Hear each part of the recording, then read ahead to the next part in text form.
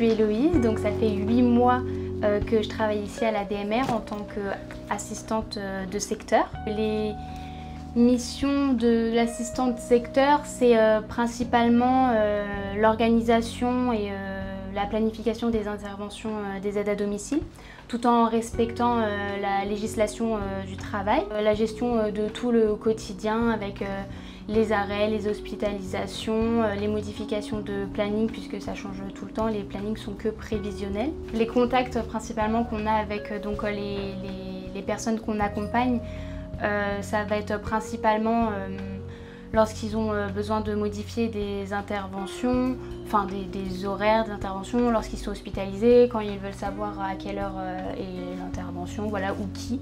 Tandis qu'envers les intervenants, ça va plus être un soutien, on va peut-être être un appui en quelque sorte. Lorsqu'ils rencontrent des difficultés à domicile, ils vont nous appeler, ils vont nous exposer leurs problèmes, donc soit on trouve des solutions ou non. Oui, j'ai bien reçu votre message d'hier pour l'intervention de lundi. Bah de rien, je vous souhaite une très bonne journée, monsieur. Au revoir, bon courage.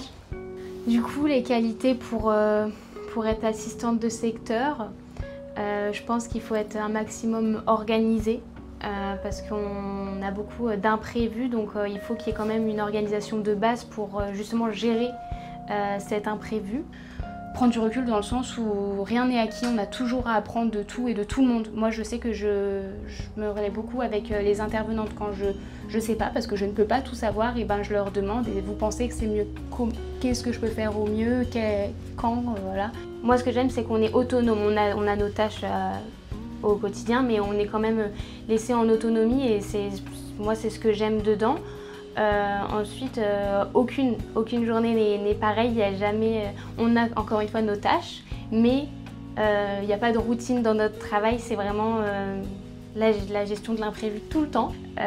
Et puis il faut quand même aimer avoir un sens relationnel humain, il faut aimer le contact, du contact avec la personne, que ce soit par mail, etc.